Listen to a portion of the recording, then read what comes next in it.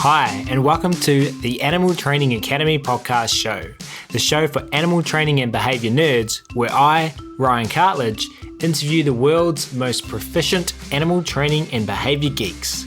We're absolutely thrilled and grateful to have you here with us today. So make sure you hit that subscribe button on whatever you're listening to this on so that you don't miss a single episode. Each episode of this show is brought to you on behalf of the ATA membership. And if you like the conversations in this episode, then you're invited to continue them with like-minded behavior nerds within the membership area, which you can find out more about at www.animaltrainingacademy.com. Once part of the ATA tribe, you'll get access to twice monthly live web classes, the back catalogue of previous web class replays, plus a huge library of videos and projects to help problem solve your training challenges. Plus, we're a sociable bunch with an exclusive private Facebook group and forum areas. It's like a Netflix social media platform for animal behavior geeks.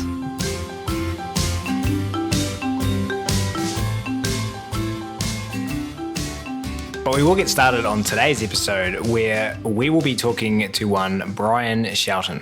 Bryan is a highly regarded consultant and trainer and has been applying behavioral science for over 10 years, dedicating his time to performance improvement within organizational settings.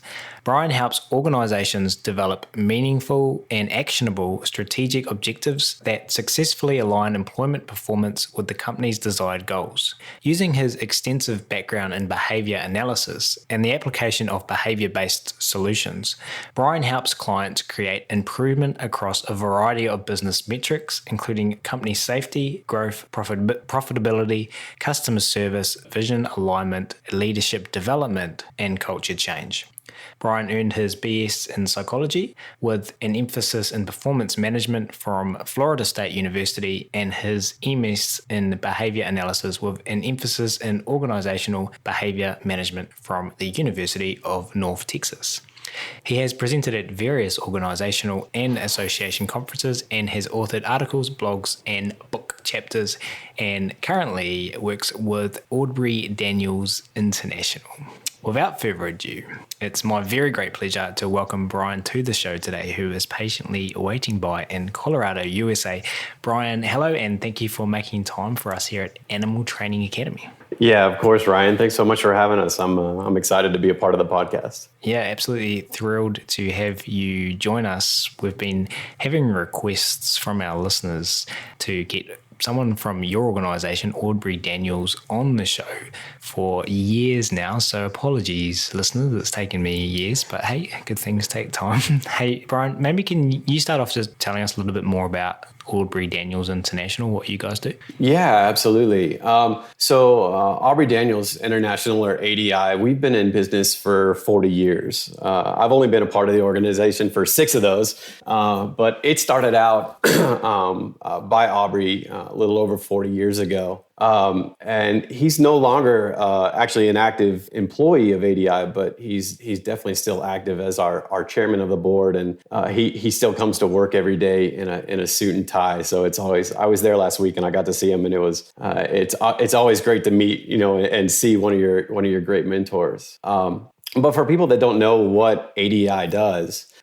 we are consultants that focus on teaching behavior science and implementing behavior science strategies in organizations today.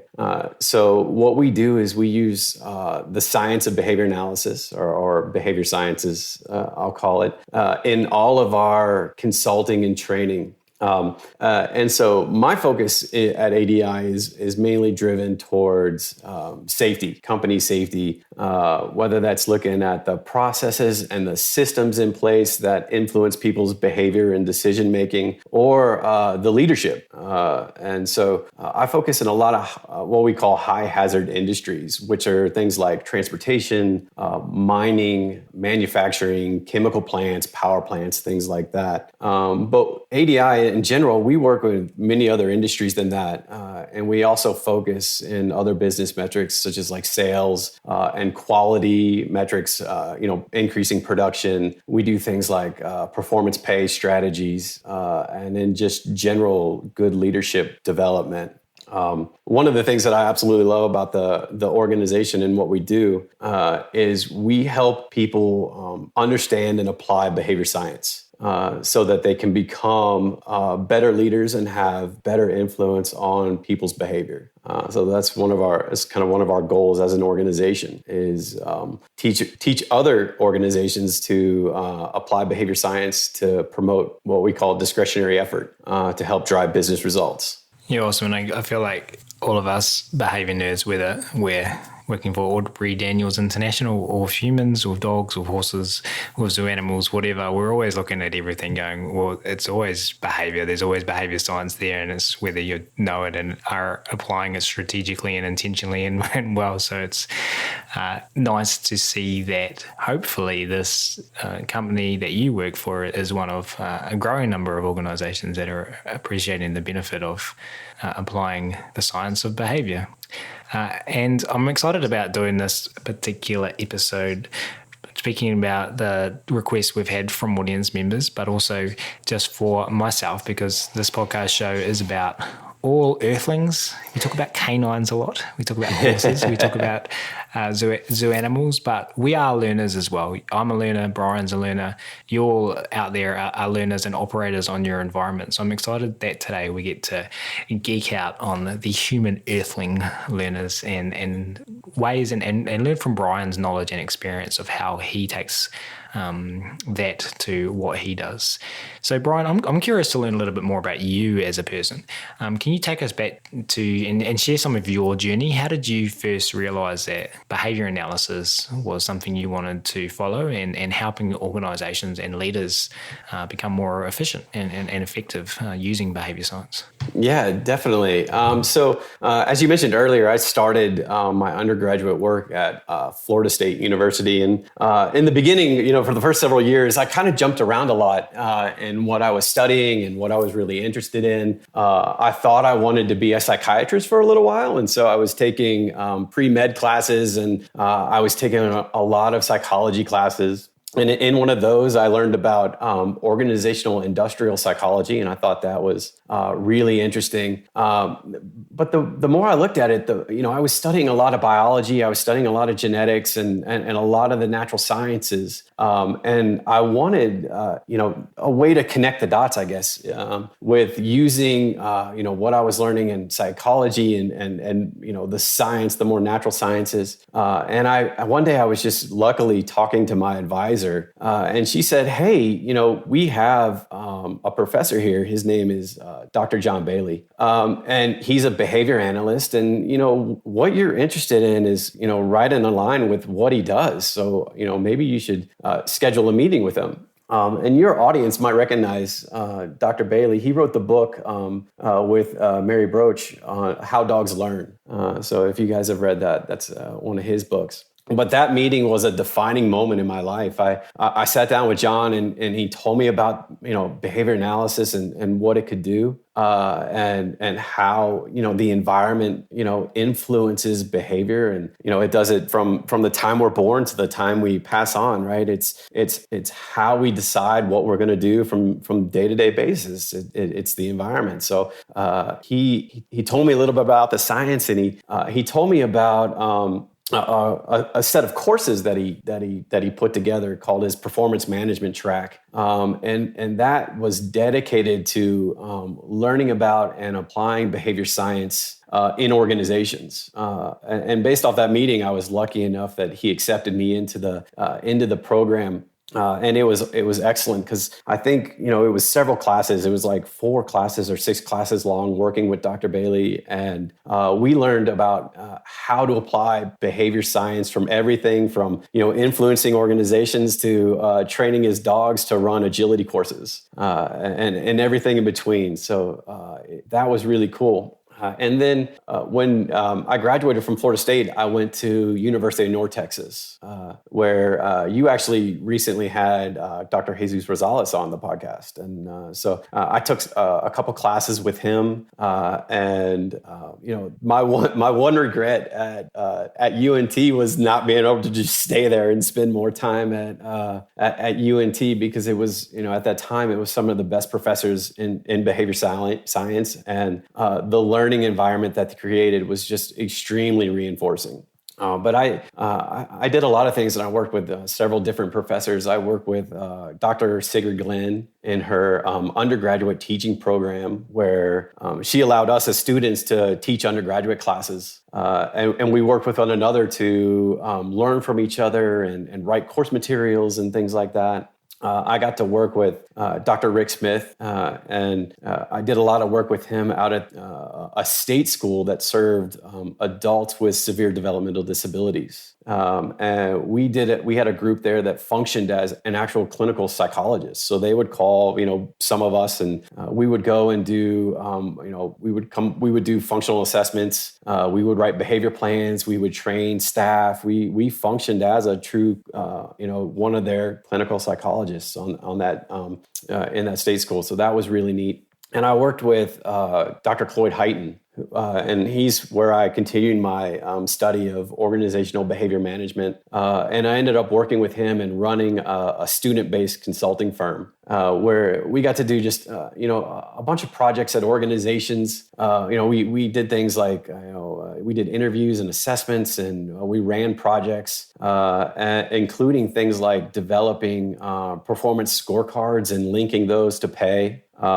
And so it was just a really exciting time. A cool side note. So Dr. Heighton is now a few years after I graduated, he ended up leaving the university to work at Aubrey Daniels International. And so he and I are actually colleagues now. And so it's fun to get together, in a completely different relationship and work together. So it's a really neat experience. But after that, when I graduated with my master's degree, I did some work with adults with developmental disabilities for a few years. And then I worked with a small consulting group out locally. I was living in Nashville, Tennessee at the time, and I worked with a small consulting group there, and we did a lot of strategic planning and coaching on developing skill sets for professional service firms, such as sales behaviors and things like that. And I worked there for 7 years, but when I got the opportunity to work for ADI, I jumped at it. I jumped at that opportunity because, of course, Aubrey, he wrote the book that we read in Dr. Bailey's class, and that was the book that changed my life. I knew, that we could apply behavior science in organizations just to make them better, both for the organization, but for the employees. And that was pretty great. And so I've been with ADI for now 6 years and going strong. And do you feel that when you jump jobs that or learners, so you're working with different learners, the word job doesn't resonate with me. I found myself hesitating there. Yeah. But do you feel that it was kind of the same job in a different context, or did you feel like you completely shifted gears when you jumped over from working with people with severe disabilities and learning challenges to organizations? Yeah, it's so funny, talking to my clients when I tell them that, I did that for a while. Some people ask well, how could that relate to our organization? And other clients immediately go, oh, I totally see how that relates to our organization, right? Working with adults. But the interesting thing is, right, and you mentioned it earlier, it's all behavior. And if you can understand behavior science and you understand, what you're trying to accomplish, then you can, help create an environment and support an environment that either, teaches people how to have, coping skills and teaches people how to clean their house and things like that. Or, the same science applies for teaching people how to be a good business owner or how to better develop their leadership skills. And so if you could go back to sitting in Dr. Rosales Ruiz's class in the University of North Texas, and you could look forward to where you are now, would that earlier version of Bryan go, oh yeah, that's where I see myself going. That's where I think I'm going to be? Or has kind of your career just changed? Has your expectations changed? Did you know what kind of opportunities were available to you once you'd finished? Yeah, so I knew I wanted to apply the behavior analysis in organizations. And that's why I went to University of North Texas, was for the opportunity to study with Dr. Heighton. I knew that's exactly what I wanted to do. But at that time, I was newly married, and the other contingencies opened up where it was like I need to get a job real quick after graduating, and the recruitment strategies for working with adults with developmental disabilities was a little bit better than with companies that apply behavior science in organizations. And so, I knew I wanted to do that kind of work, but I thought, I just need to start working so I can, have money for my family and be able to support myself and my new wife, and then so. I took that job, but it quickly became apparent to me that, I was doing the work, but it wasn't what I loved. So I started to I think I only worked for that company that I worked with for 3 years. And I thought I need to, I really need to get back into, trying to do OBM, or organizational behavior management, because, that I thought was, it's a much more meaningful career. And, just applying behavior science in organizations just to, help leaders and to help employees, with whatever they're going after, whatever business metric I could help them with. That's where I wanted to be. So yeah, I knew I wanted to be there. I just took a really long and convoluted route to get there. Hey, I'm sure you took all of the approximations required to get to your current location.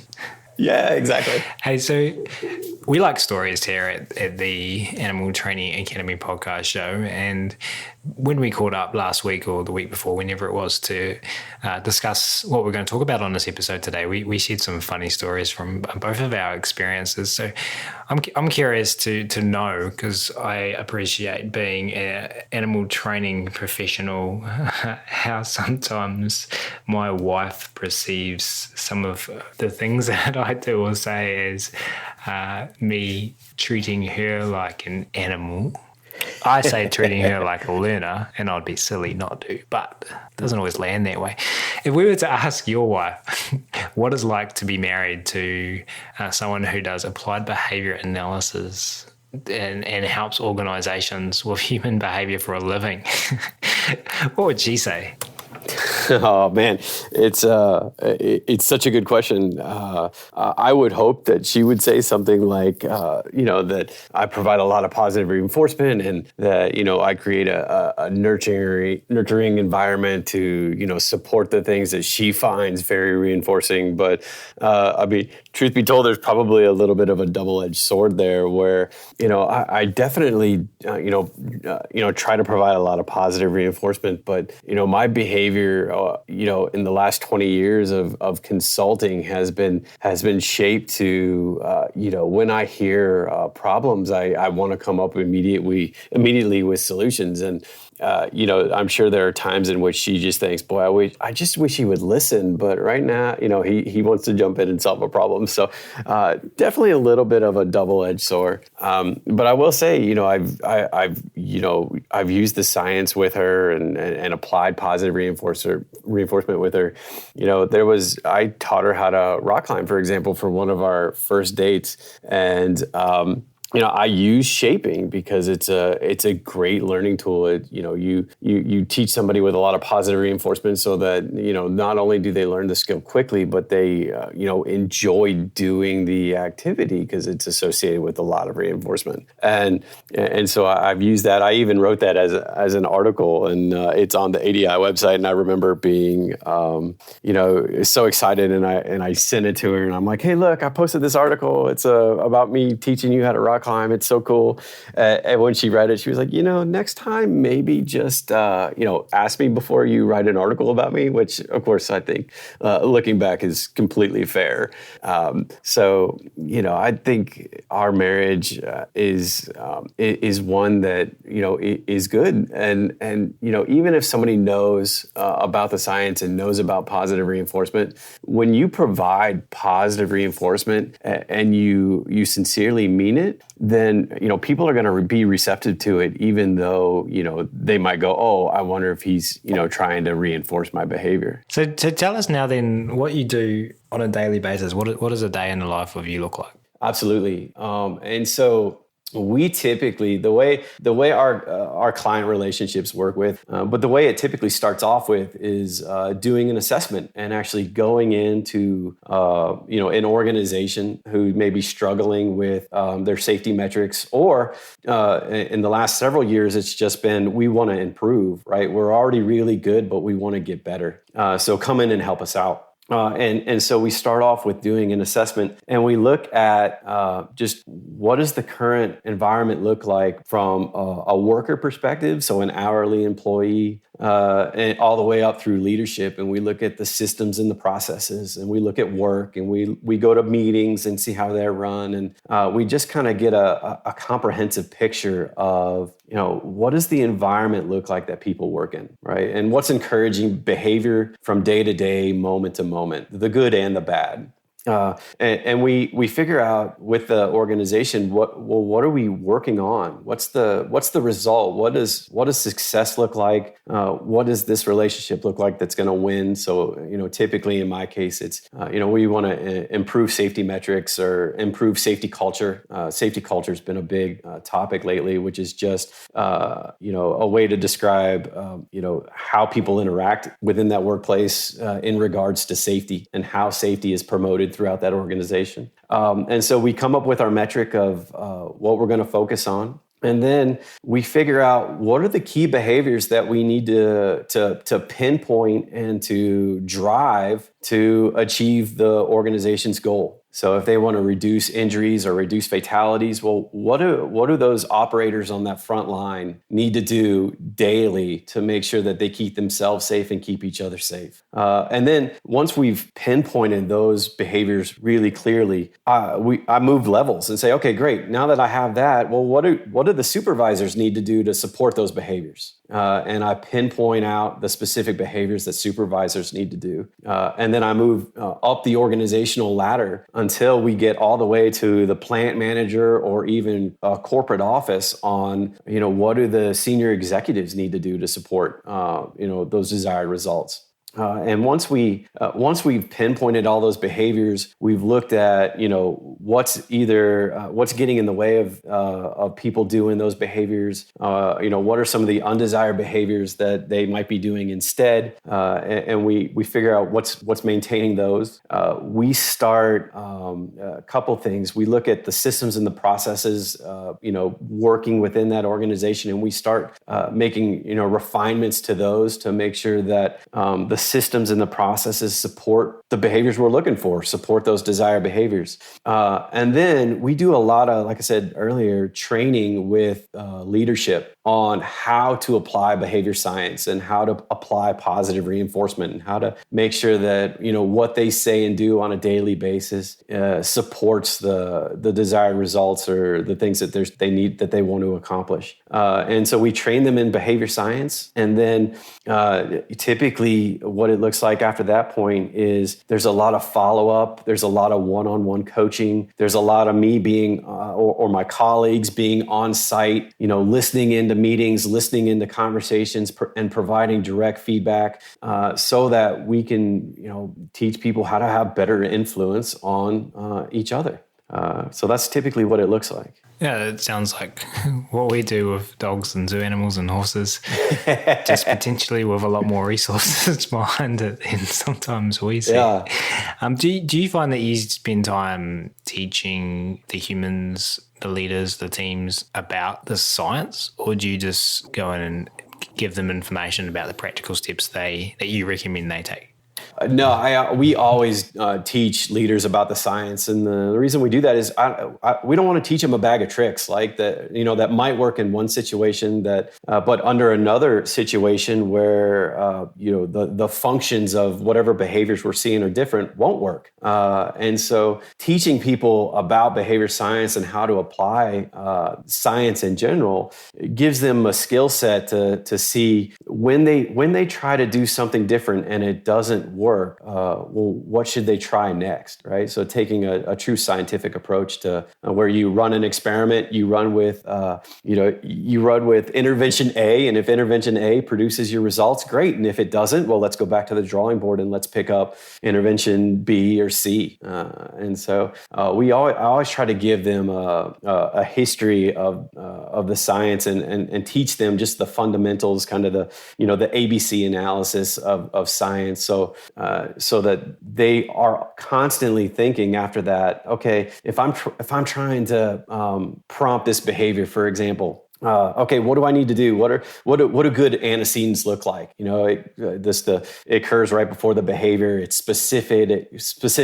I've got the right tools and the right resources, those kinds of things. And then once that desired behavior is occurring, the leader needs to learn to shift their focus to, now that I see that desired behavior, what am I going to do to deliver positive reinforcement to that behavior? And so without knowing at least the basics or the fundamentals of the science, they'll miss the critical shifting of antecedents to consequences, or how to add positive reinforcement, or when they're giving positive feedback, they should, are they also creating alignment with other systems, or are there competing contingencies that still might be promoting an undesired behavior? And if there are those, what are they going to do about them?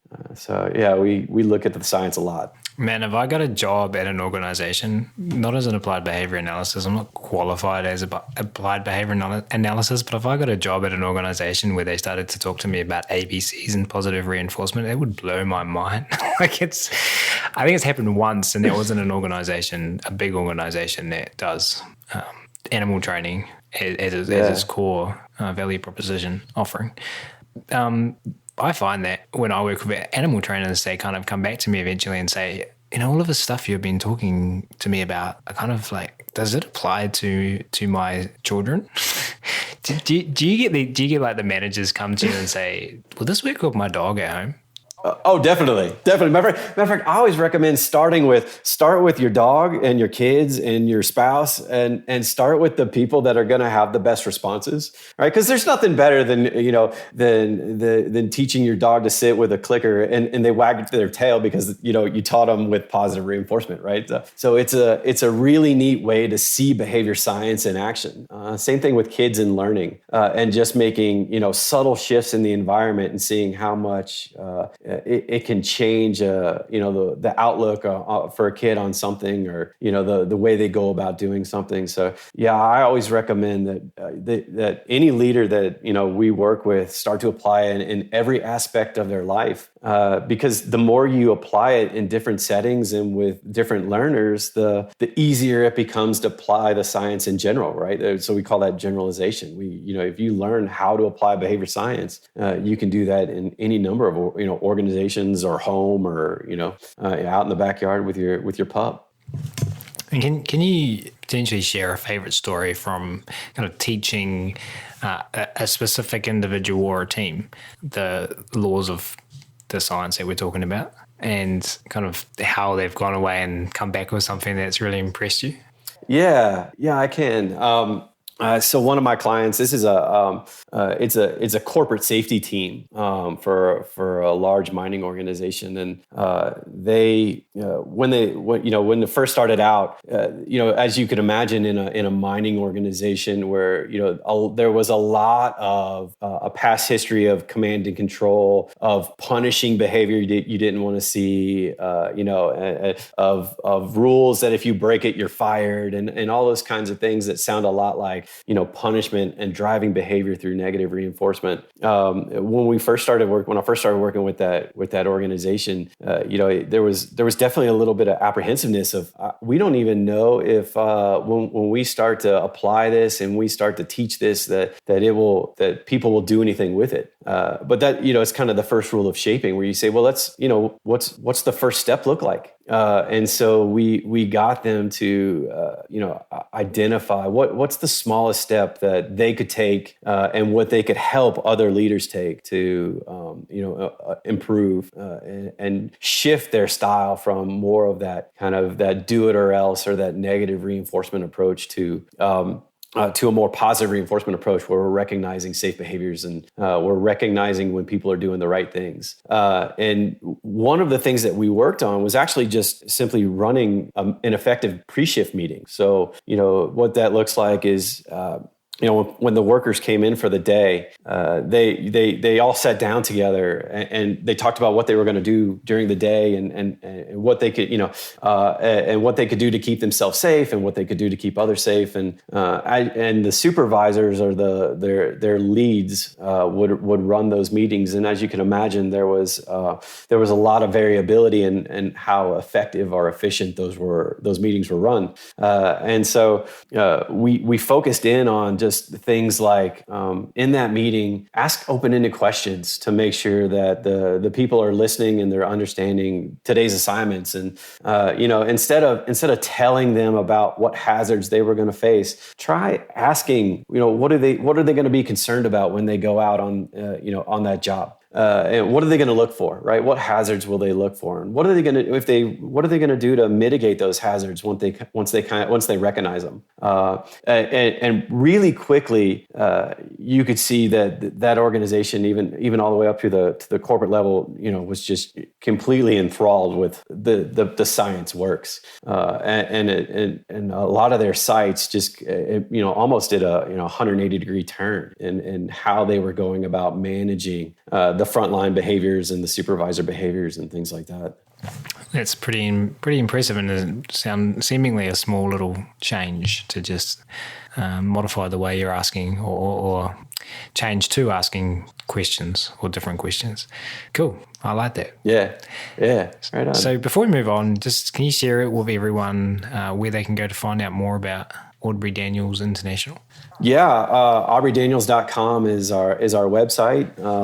They can also find me on LinkedIn, and all of the other consultants have LinkedIn pages and things like that. But on our website, we've got a ton of articles. We write articles all the time. All the consultants do. We've got some videos and just other things that people might find useful. And one of the things that I think we do really well is talk about the science in ways that people that don't know about the science can immediately learn something from. So all of our articles are written for people that are just in good old-fashioned leadership positions, and with no background in behavior science, but they look at they can read our articles and pick out something that will be useful. So I think that's probably the best resource for the listeners. Yeah, and we had a member in our community areas within our membership ask about safety in their workplace, and I put the word safety into your search area in your website, and it a little bit overwhelming in a good way,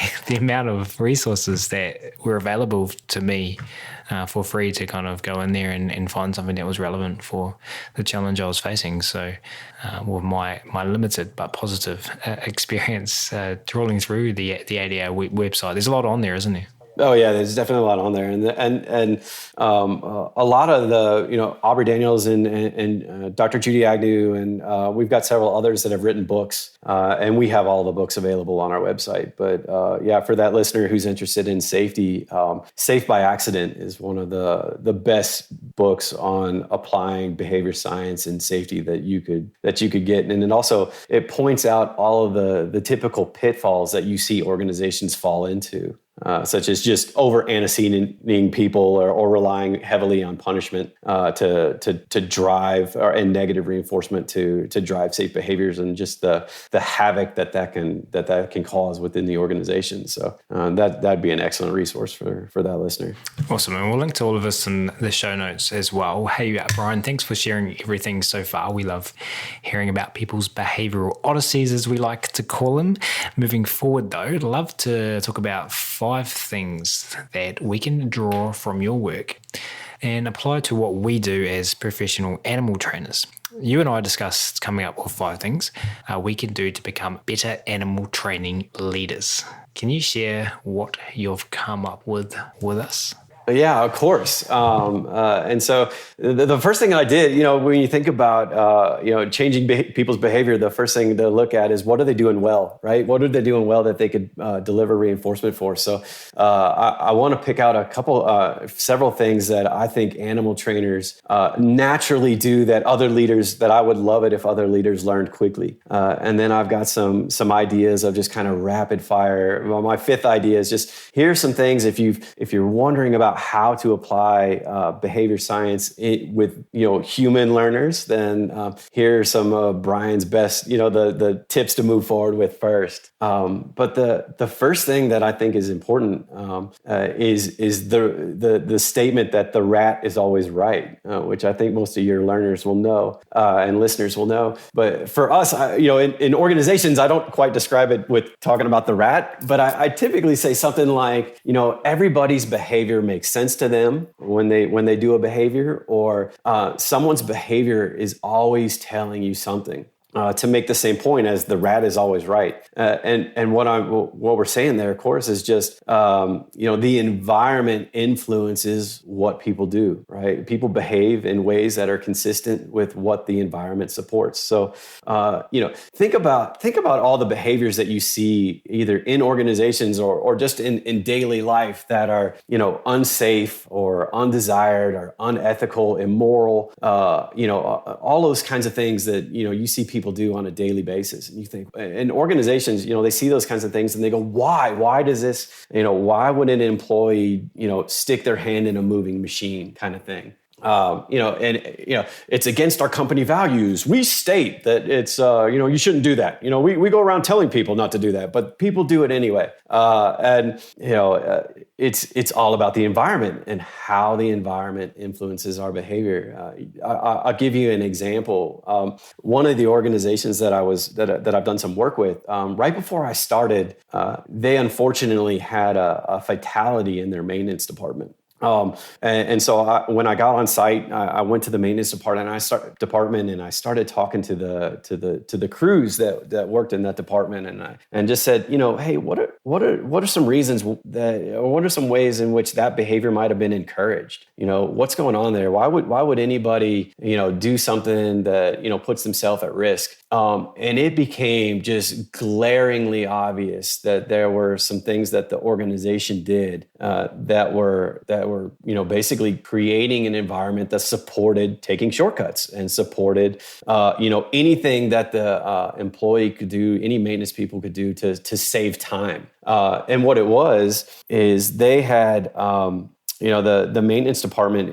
this organization has 2 shifts. They run 2 12-hour shifts. And the organization had cut the second shift, the maintenance workers on second shift to basically bare bones. They had taken it from, they had basically cut like 50 or 60% of their workforce on second shift. And so the people on first shift basically said, look, if I can't get something done right now, right? If I can't get the work done today, there's a snowball effect where not only do I have to fix that thing tomorrow, but I have 12 hours of full scheduled work tomorrow, and I'm going to have to fix other things. And so from the worker's perspective, it was just, it was a badly designed environment, right? The environment was designed so that it encouraged anything that the employee could do to take a shortcut. And of course, it's really unfortunate for that worker.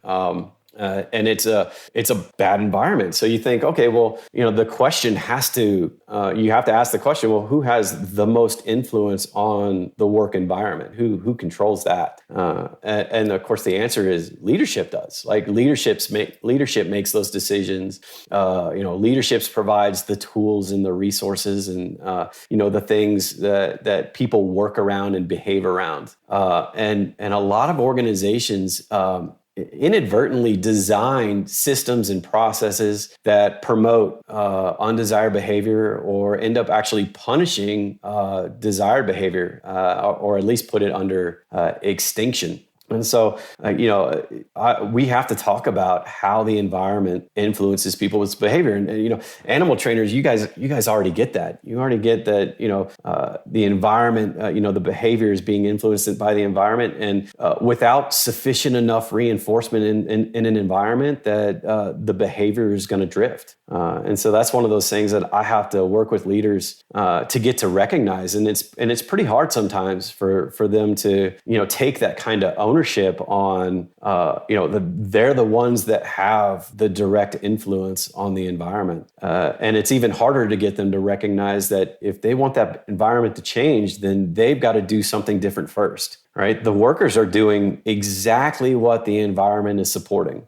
So if they want another behavior, they've got to rearrange the environment to support that more desired behavior. Well, I like the saying the rat is always right, and I like that we're talking about that with regards to human learners, and just I'm thinking that we could even call this podcast episode, this specific episode, everyone's behavior makes sense to them.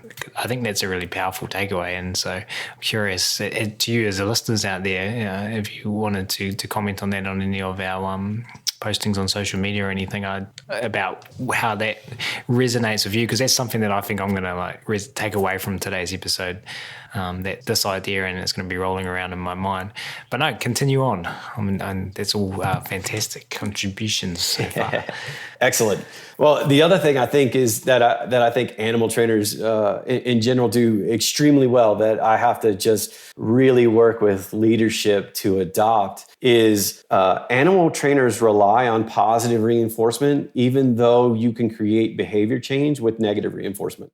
Think of with positive reinforcement, right? Positive reinforcement is they get something. Something is added to their environment. That is the click and treat after the dog sits. That's getting something that's desirable, a desirable outcome, or a desirable consequence. With negative reinforcement, you're escaping or avoiding something you don't want. And my favorite, just kind of layman's example of negative reinforcement is how people typically change their driving patterns when a police officer's behind them. I always ask that in my classes, and just say, hey, what kinds of things do you do differently when there's a police officer behind you? And there's all these behaviors that people start to report that they do. They sit up straighter. They put their cell phone down. They pay a lot more attention to their speedometer. They may end up slowing down a little bit to match the speed limit. They use their turn signals if they're going to get over, and all those kinds of things. And then I ask, okay, so what do you do when the police officer turns off? Oh, I go back to normal driving, right? So you have this increase of all these behaviors, that we would consider kind of safe driving behaviors. But they go away as soon as they've successfully produced the cop going away, right? They've avoided that ticket. And so that's kind of my quick and dirty with everyday examples between the difference. And here's the thing, I'm sure your listeners know, either through history of working through organizations and things like that, but many organizations and actually leaders rely on managing behavior through negative reinforcement. Right. We call it, it's so common. We just call it like, it's the do it or else approach of management, right? Where, a manager walks around and when they're walking through where the employees are, they're looking for people that are doing errors, they're looking for errors. They're looking for people that aren't doing what they should be doing, so that they can then, manage people's behavior. And I threw that up in air quotes, but yeah, by managing behavior, what I mean by that is, they get to reprimand them, right? They get to write them up. They get to send them home. They get to, personally attack them. They get to yell at them, those kinds of things. And what happens when the employees are working? Well, then a leader who uses that more negative reinforcement approach doesn't have anything to do. They typically just ignore the people that are doing the right kinds of job, the right kinds of behaviors. So they're literally just walking around looking for the exception. And so just like we do with, driving behind us, learners quickly learn how to successfully escape or avoid their boss, right? By either looking busy while the boss is around, or they find ways to hide, which happens in organizations all the time, where a worker will pick up the phone and have a fake phone call, or will simply walk into another room, or do something like that.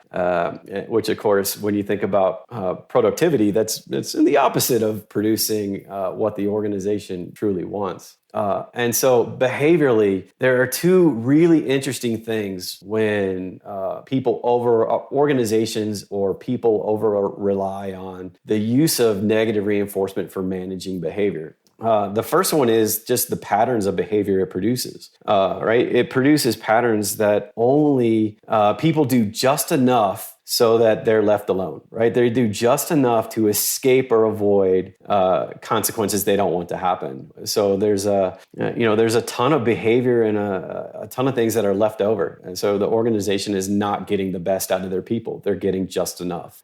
And the second thing that's really interesting with an over-reliance on negative reinforcement is just the side effects that negative reinforcement produces. So the direct effect is that it increases behavior, right? Negative reinforcement increases behavior. But there are a ton of side effects that using negative reinforcement also produces. And a good way to think about it is like the side effects that drug companies now have to talk about when they introduce a new medicine, right? They tell you about what the medicine does, but they also mention the side effects, and they usually have somebody who can talk really fast, talk about the side effects. But imagine a new drug is coming to the market, and it's the direct effect is that it's going to, reduce the length of a migraine. But the side effects sound something like, well, your hair's going to fall out. You're going to become incontinent. You're going to lose your motor function. You're going to not be able to sleep anymore. And eventually you'll go blind, right? All these side effects are produced, but it's going to reduce your migraines. And you got to think, well, how many people would actually sign up for that, right? And my guess is not very many people are going to be willing to take that drug simply because of the side effects it produces. Well, negative reinforcement produces side effects, things like decreased morale, decreased teamwork, right? Because why would you feel good about coming into an organization where your boss is just looking for the one time you screw up, and so he or she can yell at you? And why would you volunteer for anything? Because that'd just be setting yourself up for getting into trouble more often. We're not going to do that. You see a ton of suppression of communication, where employees simply don't want to have conversations with their boss and talk about the things that are really important in the organization because they're afraid. You see things like higher turnover, emotional responding, and it actually, negative reinforcement can create the desire to retaliate as a subset of behaviors. I'll give you an example of that is really interesting. So this was in the recent news. This isn't a client, but it was in the recent news, and it was it was a worker at a food manufacturing plant. And this person was going to quit their job, and the way they decided that they were going to quit their job was to stand up over the food as it was being processed and urinated on the food as it passed by, and that was his way of quitting. And of course, he was arrested, and it made at least national news in North America about this, how egregious this behavior was. But when they asked the guy, what made you do this? His basic answer was, look, I was managed so poorly. I wanted the company to feel just a little bit of how bad they made me feel on a day-to-day basis. I wanted to give them just a little bit of that feeling. And the only way I could think about it, a way to get back at them, was to hit them in their pocketbook. And so, that's harsh, right? That's a harsh way to retaliate up against the way that he was being managed. And over relying on negative reinforcement, elicits that kind of responding. It elicits emotional responding. And the emotional responding can last for years. I know Karen Pryor, I wrote an article about being a poison cue. She's the one who kind of coined that term poison cue, where if you use, negative reinforcement to get behavior going, you'll pay for that, right? The responding it's not as clean, and the animal's not as happy when you're working with them. And luckily, you guys have picked that up a long time ago. But a lot of the leaders that I work with simply haven't picked that up yet, and they think walking around with the hammers and yelling at people and things like that's a good idea. So you guys there's a lot to learn from you guys in that respect. Yeah, I feel like all of the listeners of this show can appreciate a working environment that they've been in, that some of the things that you've talked about just now, they can relate to. If not all of them, at least some of them. I found myself even, it doesn't happen much in podcast episodes, to be honest with you, drifting off with my own thoughts about my own situations in my life where I've been in situations. And I found myself thinking about at the end of a job interview when they say, do you have any questions for us? I'm gonna say, what kind of behavior change strategies do you use at your organizations to deal with undesirable behaviors? And I can just imagine some blank faces. Exactly. But it's a great question. I've worked under a leader who was he relied heavily on kind of that negative reinforcement punishment strategy to manage his employees. And I remember I gave him bad news once. In my entire career at that organization. But I learned my lesson after once, because he literally picked up a chair and threw it. And I thought, okay, well, if you're going to have that kind of reaction, I am going to do everything that I can do to not work with you, to, not be in the same room as you, to escape or avoid you. And it took me one term, and I learned that. And that lesson, it still lasts. That was probably 8 or 10 years ago. And that lesson is still with me today. Yeah, that's intense. And I remember seeing one of the contestants of a show called Married at First Sight here in Australasia grab one of his new wife cheated on him with one of the other contestants, and one of the other participants of the experiment, as they would say. And he actually got a toilet brush and rubbed it in the toilet bowl and filmed it and sent it to other people. It was mayhem. It kind of reminded me of peeing on food on the conveyor. Yeah. Continue, Bryan. This is all fascinating. I'm loving it. Yeah, right on. So the other thing, another point that I think animal trainers do extremely well is the precision in which you deliver positive reinforcement. Because even the slightest delays in reinforcement delivery, and you're not reinforcing the behavior you wanted to. Right? We used to have an animal trainer who used to come in when I first started working with ADI, and she did a lot of animal training with dolphins and things like that. And she would talk about that if you weren't exactly precise in your delivery of reinforcement, when they jumped, for example, the height you clicked at was the height you're going to get next time. So if you didn't deliver it perfect, if you didn't deliver it right when they were cresting to go through the hoop or whatever, the animal trainer was trying to get the dolphin to do, then you had to go back, right, and get that behavior occurring again, because the reinforcers said, "Oh, jump a little bit lower that time." And so you guys, animal trainers, do that extremely well with being very precise in your reinforcement delivery. But if you look at the way most reinforcement or just consequences in general are delivered in organizations today from leaders, they're typically very uncertain. They're typically very vague, and they're typically very delayed, right? And none of those things work well when it comes to having influence on somebody's behavior. Just think about all the weird patterns of behavior that you could produce. If you were slow in your reinforcement delivery, or you withheld reinforcement with animals, right? They would get so fed up they just walk off. But you hear all the time when I first start working with a leader, they'll say observe a meeting, somebody running a meeting, and a week later they'll say, hey, that was a really good job running that meeting in there, and they think they've delivered positive reinforcement, but I don't call that positive reinforcement. I call that being nice, because there's no way that actually is going to reinforce any particular behavior that happened in that meeting. The person running the meeting probably did hundreds of behaviors in that meeting. And so because it was vague, because it was slow, more than likely the performer, that they're not going to know exactly what they should do again, what to repeat. And so you're not going to get any strengthening of behavior over time. So and by definition, it's not positive reinforcement. I listened to that interview you did with Joan Orr, and part of it that I just completely hands down agree with her approach is she talked about being very precise in your language, right? Even if you can get feedback down to one word, that'll be more powerful than grabbing somebody and talking to them for 10 minutes, right? And trying to provide feedback, especially when you're trying to influence that moment to moment, decision making. So one of the things that I work with leaders on right in the beginning is how to be quick, precise, and helpful in their feedback. And so,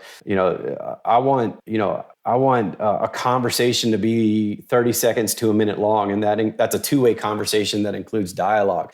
I want that conversation to be very precise, so that it tells the person that they're coaching exactly either what they did that you liked or what they could do next time that would be even better, right? So, and then if they can do that really well, it'll be, it's helpful to the performer. They're going to know, oh, okay, I can do that again. I can ask those kinds of open-ended questions again, or I could try running the meeting from using an agenda. I think that might work better for me. And so, that's something that animal trainers do really well that I find that I have to coach up a lot is, the precision in delivering reinforcement, and connecting, especially with humans,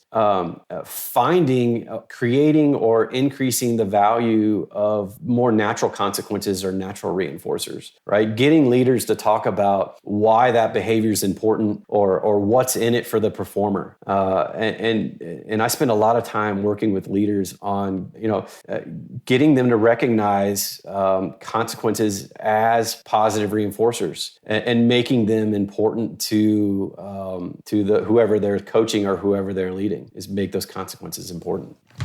I'm enjoying you blowing our horns as animal trainers. This is awesome. What else do we do? Yeah, right? I got one more. So, you guys are good. I got one more. Shoot it. All right. Shoot it. Yeah. So, the other one is animal trainers use shaping and chaining better than most people in organizations, right?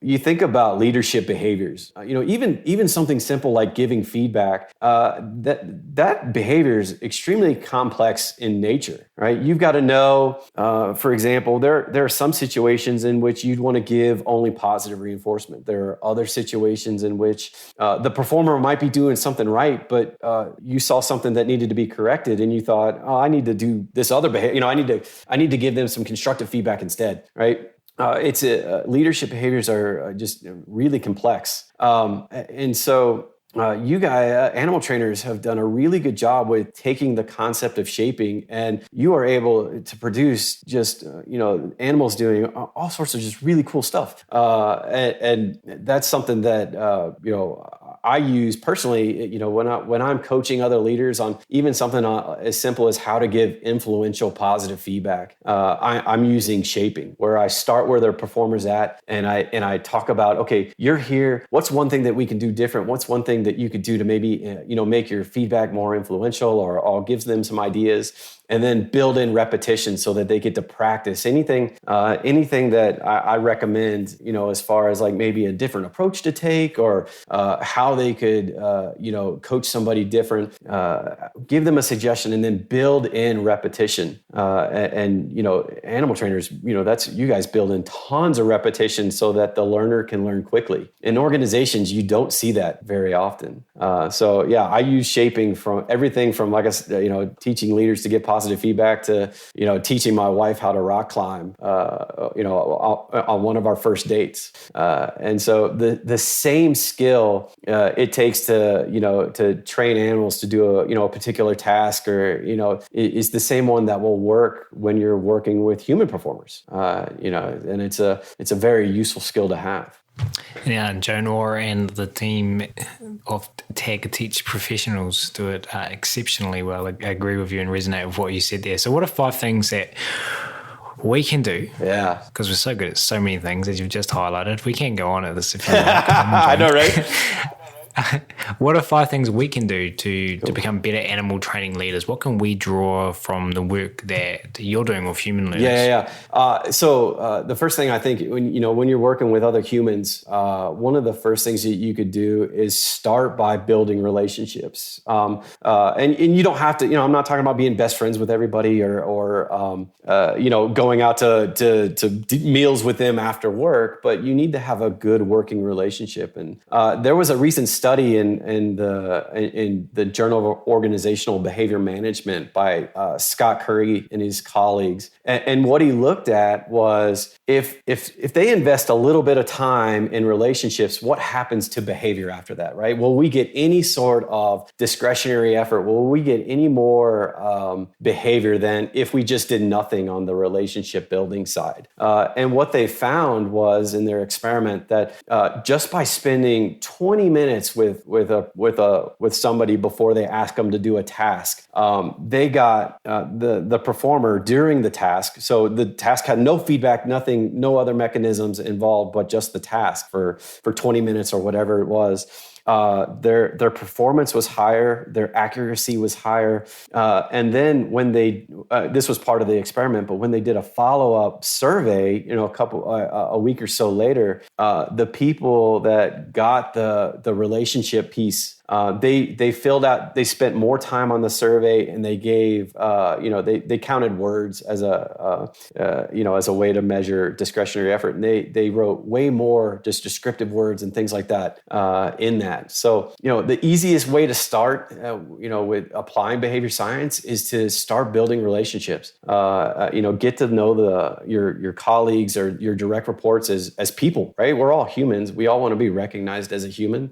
And so if you invest in that, people will immediately provide discretionary effort. And that's without reinforcement. Like, that's just an antecedent bump in behavior. And then that gets me to my second point. So something that I think is, when it comes to humans, you've got to either deliver reinforcement immediately, or you've got to pinpoint or describe the behavior well enough so that the performer knows what to repeat. Again, you brought up tag, the tag training, and I love tag training. I've been following that for a long time, and I think it's extremely useful when it comes to athletes. And one of the things I love about it is the reinforcement delivery is so fast, right? You can, with athletes, you can click and reinforce a hip turn, right? And if you try to say, hey, good job, that's too slow. It's that they've already done something different. So the immediacy of the reinforcement is critical. And if we can't deliver reinforcement and positive feedback immediate all the time. It won't work. So in the cases in which you're providing delayed feedback, you've got to pinpoint the behavior well enough so that the performer knows what to repeat. Right? You help them out. Tell them what you want them to do again, and most people will go, okay, yeah, if you like that, I think that's I can totally do that again. The third thing is, when you coach behaviors and when you're trying to get people to develop a new skill, start with only a few behaviors at a time. If you try to focus on too much, even if you're using reinforcement, if you focus on too many behaviors at a time, the reinforcement's so spread out that you're not building one particular skill. So focus on, maybe 2 behaviors at a time, where you're taking, instead of that shotgun approach, you're taking a rifled approach. You're looking for those particular behaviors, or you're putting the the learners in a situation where they have to repeat what you're looking for, right, and get some repetition in, but stay focused on that behavior. And then, of course, apply shaping, right? Apply the concept of shaping. If somebody's, trying to learn something new, learning can be difficult, especially depending on how complex the behavior is. And so break it down into small elements. Break it down into, the little things that you can focus on and get them better at. Think back to the running of the meeting that I gave you the example of with my one client. One of the things we worked on is something as simple as asking open-ended questions versus closed-ended questions. Like something like, hey, when you go into that work area, what are you going to be looking for that could get you hurt? Right? That's a question that we had to shape up over time and get people to help come up with questions like that, so that the workers told you, oh, I'm going to look for this or look for those things. So. You guys know that, your listeners, I know all know that learning takes repetition and it takes feedback and reinforcement, right? Especially when it comes to human, that feedback component of, that's the behavior I'm looking for, right? It's that open-ended question you just asked right here that I think is really key. That's the approach you need to take to get people to learn. And it doesn't matter what species you're talking about or what skill you're trying to teach. If you want somebody to develop a skill quickly and correctly, take the shaping approach and build in opportunities for that learner to repeat the skill that you're coaching. That's critical. If not, it'll never work, right? It'll take too long to develop a skill set. The fourth thing that I think is critical, or maybe it's the fifth. I'm not sure what number we're on anymore. But the next thing is the development of a plan and collect data. We all have think of the shaping plans and things like that we have in place. For training our animals and for developing skill sets. Well, you can use that same approach and that same concept, with our human learners, right? And if you're trying, whatever skill set you're trying to develop, you can develop a plan which will make it easier for you to provide feedback. It'll make it easier for you to know what to look for, and it will make it easier for you to collect behavior and see behavior change happen over time, right? Because as we all know, there's behavior change. It just isn't a step change in performance. You get that accelerated learning curve, and so. You've got to collect data to make sure that the learner's learning. And if not, then it's time to take a different approach, right? Do something different because the rat's not learning, right? So you got to take a different approach. And then I think the last one that I think is critical is just realizing that, in most organizations today, there's a lack of positive reinforcement, just in general, right? Think about, what it looked like before maybe the Industrial Revolution. Like what did working look like? Well, if you made furniture, right, you got wood together and you cut that wood and you made the grooves and you put the grooves together and then you lacquered it and you could look at the chair that you built and you could go, this is a really good looking chair. And then you would take that chair to market and people would come around and they say, that's a beautiful chair. And you could go, I know I made it, right? So the sense of pride of just, people coming up and looking at what you made and being happy with that. And then them saying, hey, would you sell that chair? And you could be like, yeah, I will sell this chair. And then you're able to feed your kids, right? So, before Industrial Revolution, right, there were tons of built-in natural reinforcement, right, for the behavior. Well, nowadays, right, for better or worse, people don't build chairs anymore. They build one leg of a chair, right? They build the right leg of a chair 10,000 times in one day, right? That's what they do. And they sit and, they do with that and they stand in one spot for 12 hours a day doing it. And so in a lot of companies, there's just there's a lack of positive reinforcement. And so anything that you can do to add in positive reinforcement or connect people's behavior to more natural reinforcement, then you're on the right trail, right? That's the sign of a good leader, is when they can pick out natural reinforcers and say, "Hey, pay attention to this. This is an important reinforcer for you." So those are the kind of the 5 things I think that you guys, or the listeners, might be able to walk away with and start small and do something with. And it's so, whether these are 5 things that for you as a listener, not something you've thought about before, or whether you as a listener were sitting there nodding your head the whole time and thinking that these are things that you're applying with your animals, and you're seeing new connections with how you might apply them with your human learners.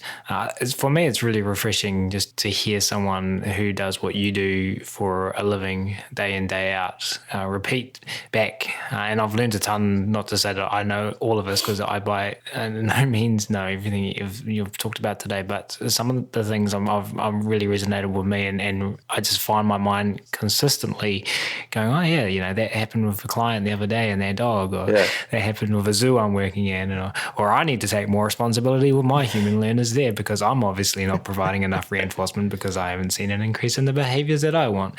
So number 1 was start by building relationships. Number 2, delivery of reinforcement, the timing surrounding that. Yeah. Or if you can't deliver reinforcement contingent upon the exact behaviors you want, pinpoint the behaviors with enough description so that the performer knows what to repeat when you do give feedback. Number 3, start with only a few behaviors. Otherwise, the reinforcement is too spread out. Number 4, develop a plan and collect data. I can definitely improve on that one.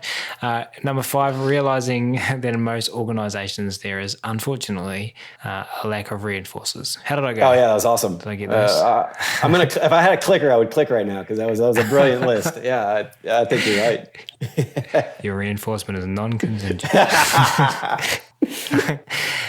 Hey, thank you so much for everything, Bryan. Sadly, we are now getting towards the end of this episode. We started off with you taking us back to where you kind of got started and how you got to be doing what you do today. I'm interested now to go in the other direction and travel into the future. And I'd love to know what you would like to see happen over the next 5 to 10 years. And normally this question goes in the animal training world.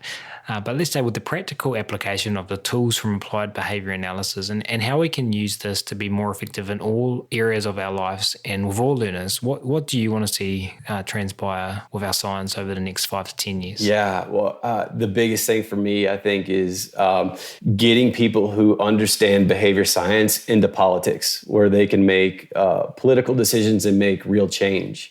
To me, it's completely terrifying to me that, the politicians and the people in politics don't understand even a basic level of science, and are unable to change their mind or to change their behavior when they're faced with overwhelming evidence, right? Which is exactly what a scientist doesn't do. We look at the evidence and we make decisions based on the evidence. And I think actually behavior scientists are even better suited for politics, simply because they understand how delays in consequences can influence that consequence value, right? So the longer you have to wait for a consequence, the less valuable that consequence is for many performers. And we know strategies for making that delayed consequence more value, and how to build in, even things like looking at behavior and tracking behavior, things like that, to make those delayed consequences more valuable.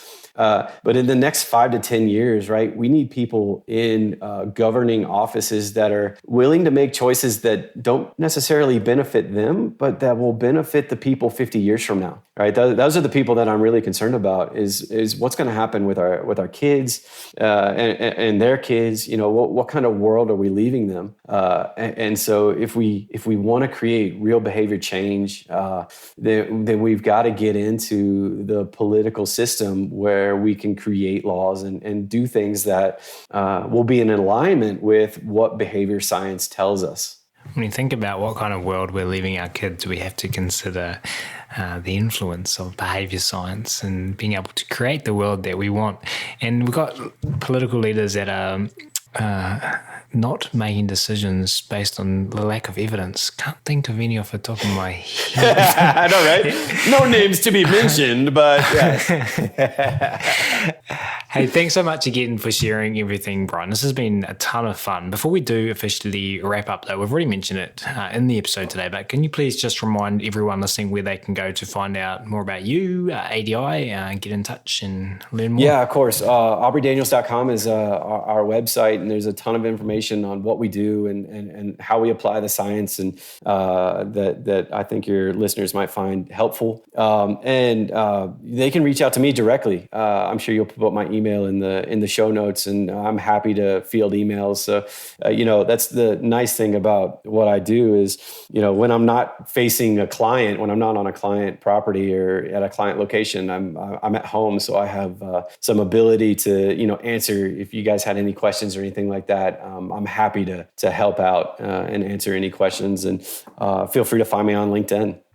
Awesome, and we'll link to all of that in the show notes. So as mentioned, Bryan, this has been so much fun from myself, and on behalf of everyone listening to this episode, we really appreciate you taking the time to come on the show today and hang out. Thank you so much. Yeah, thanks, Ryan. I appreciate it.